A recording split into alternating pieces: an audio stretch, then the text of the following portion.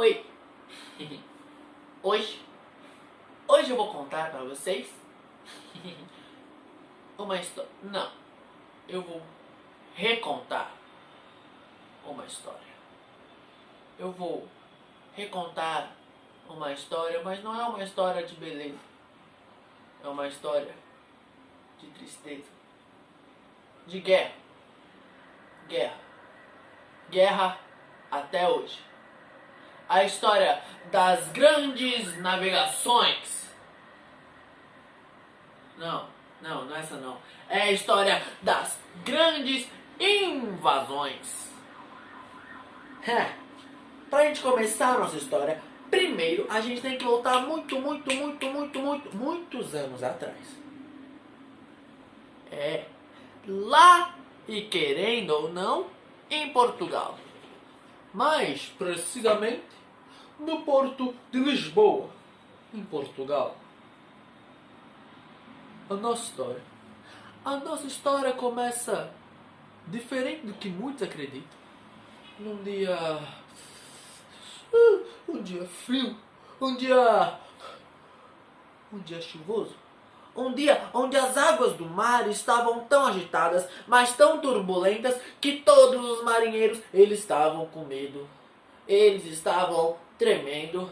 Eles estavam morrendo de medo de entrar nos navios. Eles estavam com medo de morrer. Eles estavam com medo de não voltar para as casas. Eles se ajoelhavam e eles suplicavam. Eles suplicavam para o capitão, mas o capitão não manda nada. Quem mandava mesmo era o rei. E o rei queria que eles partissem naquele momento. E dizia que a vontade da coroa era superior à vontade desses homens. Então foram dezenas, não, centenas, não, milhares de navios saíram do porto de Lisboa e foram rumo ao horizonte. Sabe, eles passaram muitos dias olhando para o céu. Um céu lindo, como se fosse um tapete cheio de estrelas luminosas. Mas passaram muitos dias com fome, sem comer nada. Eles passaram muitos dias vendo os golfinhos pulando na frente do barco, como naquele filme. Aquele filme que o navio afunda. Foi igualzinho. Eles viram os golfinhos, mas passaram muitos dias com frio lascado. Eles passaram muitos dias cercado por água, mas passaram muitos dias sem tomar banho. Muitos deles, quase não, todos eles ficaram com febre. Eles começaram a ter umas coisas assim na pele, umas coisas meio nojentas, sabe? E vários deles morreram por doença, ou até mesmo estando doentes, foram jogados no mar pelos próprios amigos. Muitos deles ficavam vomitando assim pelo navio inteiro. Se eu estivesse lá, eu já ia falar: para, seus nojentos! Vocês, com a mesma mão que vocês coçam o saco, vocês limpam o salão, descascam o palhaço, limpam a bunda e pegam na comida.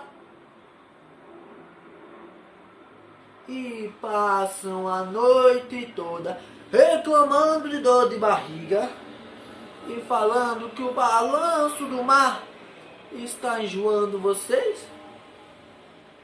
Ora de bolas. Por que será, não é mesmo? Mas, por sorte deles, três navios conseguiram chegar num num pedaço de terra. Não. Num enorme pedaço de terra. Num pedaço de terra muito maior do que o pedacinho de terra da onde eles tinham vindo. E lá, esse lugar que eles chegaram, era um lugar ensolarado, verde, bonito, muito vivo, muito saudável, mas do nada, fortes nuvens carregadas de chuva começaram a chegar. Nuvens cinzas, nuvens carregadas de trovão e relâmpagos. E veio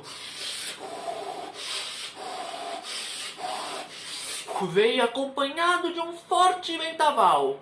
Quanto mais o navio chegava, mais o clima daquela terra mudava. E o clima foi fechando.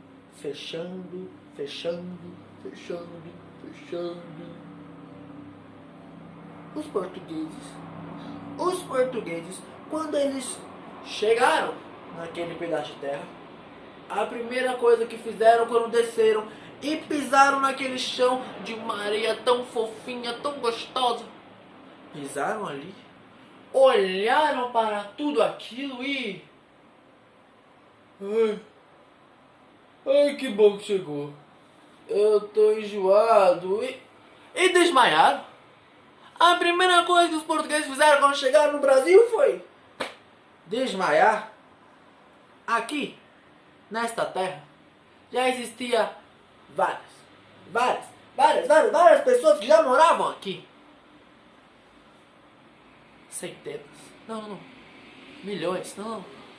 Bilhões de pessoas de diferentes culturas, etnias, idiomas, cultura. Elas tinham outra forma de falar, elas faziam isso, a outra fazia aquilo, uma era de um jeito, a outra era do outro. Eram várias histórias, eram várias formas de saber. E quando essas pessoas viram os portugueses, ficaram curiosas em querer saber quem era aquele povo que chegou na praia. Se eles quisessem, eles poderiam. Se eles quisessem, eles poderiam ter afogado os brancos, os portugueses, os europeus no mar. Mas estavam curiosos. Porque esse povo chegou aqui e eles eram tantos que qual o problema de ter mais um, não é mesmo? E daí eles começaram a ensinar algumas coisas para essas pessoas que chegaram. Porque os brancos, os europeus, os portugueses, quando chegavam no Brasil, não sabiam andar na mata, não sabiam pegar a fruta da árvore, não sabiam nem mesmo que fruta era de comer. Sabe? Os índios, que foi o nome que os portugueses deram para essas pessoas que moravam aqui, ensinaram muitas coisas e aceitaram a chegada dessas pessoas. Entretanto,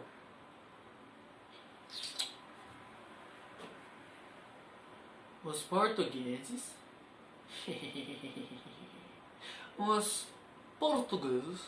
eles queriam saber se esses indígenas, eles tinham alma. Eles queriam saber se podiam ser escravizados. Sabe, enquanto os indígenas estavam ensinando e sendo super da hora, os portugueses, eles mostraram a sua verdadeira face. Mostraram que são um povo que são ambiciosos, egoístas, um povo movido pela ganância, um povo movido pela violência, pelo medo, pela opressão, mas o mais importante, um povo movido pelo desprezo pelo outro. Muitos anos se passaram até que Cada vez mais portugueses começavam a chegar. Cada vez mais portugueses começavam a chegar porque eles viram. Eles viram que aqui tinha uma árvore. Isso, tinha. No passado, não tem mais. Porque os portugueses destruíram todas. E tinha essas árvores lá em Portugal também. Tinha árvore lá em Portugal. O pau-brasil era o nome dessa árvore. Tinha lá em Portugal, eles cortaram a deles e vieram aqui cortar as nossas. Bom, e eles queriam as árvores daqui, mas eles não queriam cortar não. Eles queriam pegar os indígenas para cortar as próprias árvores. Então, quanto mais portugueses chegavam, mais armas eles traziam com eles. E mais eles escravizavam, mais eles matavam, mais eles roubavam. Até um dia que um grupo de mais ou menos 20 a 40 portugueses chegou na aldeia de Tamaricó. Tamaricó foi um homem que viveu aqui há muitos e muitos e muitos e muitos e muitos anos atrás. E os seus pais viveram há muitos anos atrás. E os seus avós há muitos anos atrás. Aqui, os portugueses chegaram e falaram: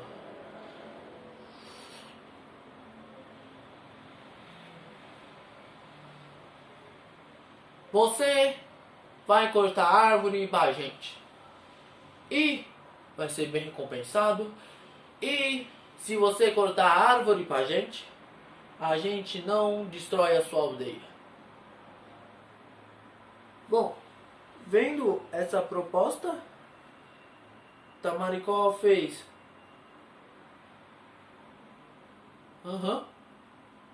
E cortou. Cortou uma. Cortou duas. Cortou três. Cortou quatro. Cortou cinco. Cortou seis. Cortou seis. Cortou umas 50 árvores para os portugueses. Lembrando que ele cortava com um machadinho, ó. Desse tamanhozinho. Cortou 50 árvores para os portugueses. E ele já estava com os braços cansados. Ele estava suando. Ele estava muito ofegante.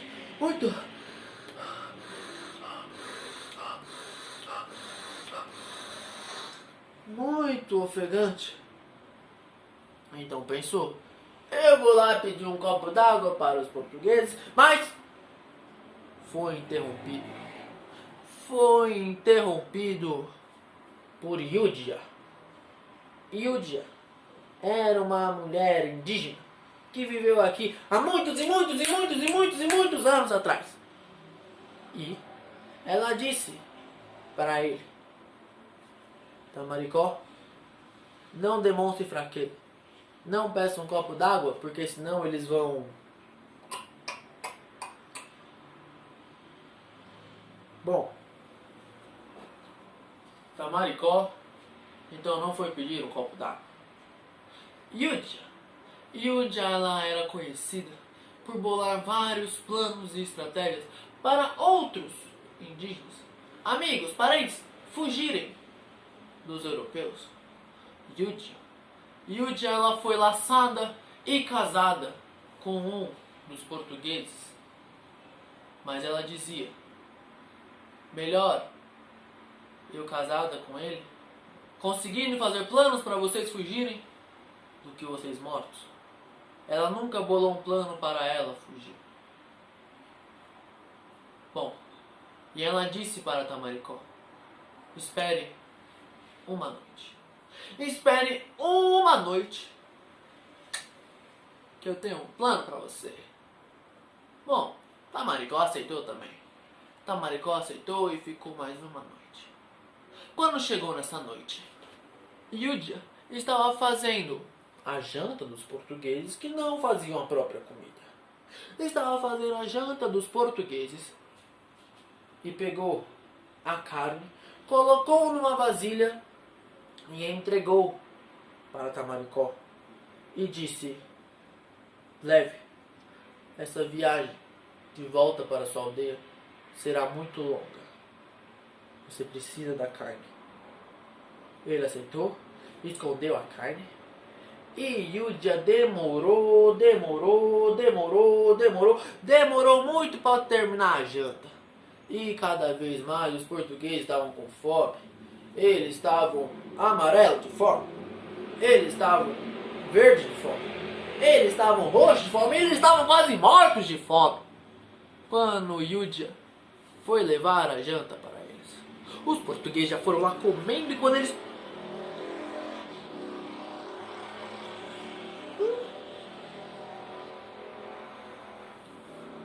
Cadê a carne? Cadê a carne? Quando eles ficaram muito bravos com Yudia, eles foram reclamar com ela, que ela, esperta como só, já falou: foi o cachorro, o cachorro roubou a carne. E os portugueses ficaram tão enfurecidos com o animal que... Mas calma, eles estavam com muita fome e não conseguiram acertar a pontaria. E o cachorro, com muito medo, saiu correndo. No meio da confusão toda, Tamaricó levantou e falou: eu pego o animal maldito para vocês! E correu atrás do cachorro, no meio da mata. Mas na verdade, quando ele já estava muito longe do acampamento dos brancos, ele voltou para sua aldeia. Chegando lá,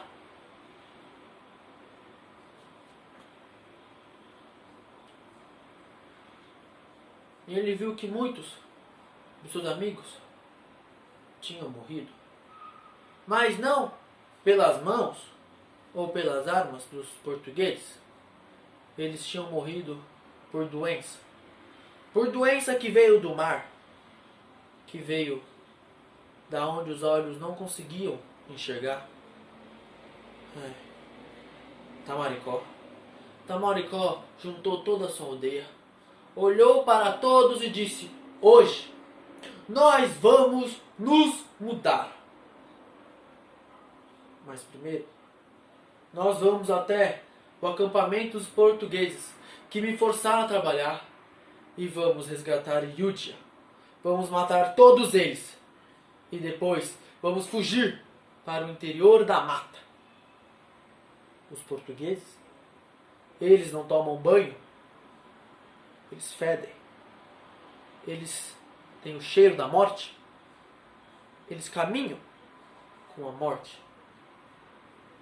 E quando não nos matam pela violência, nos matam por uma doença que só eles se curam, mas a gente não. Nós temos que ficar longe deles.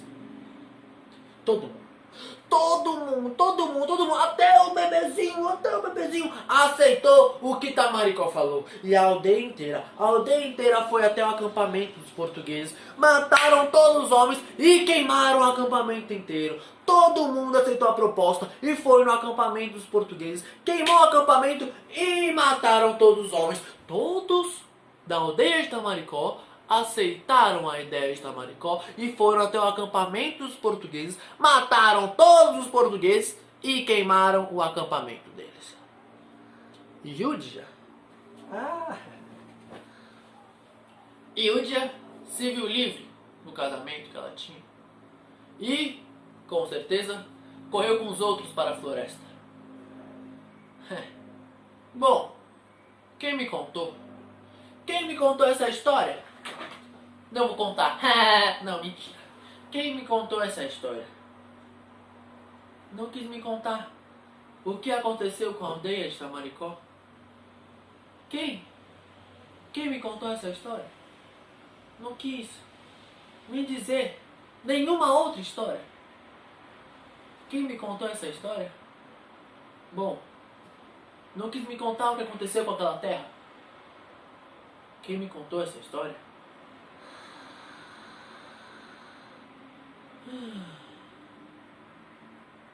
Olhou no fundo dos meus olhos e disse: Hoje eu vou te contar uma história. Mas não uma história de beleza, uma história de tristeza, de guerra. Guerra até hoje.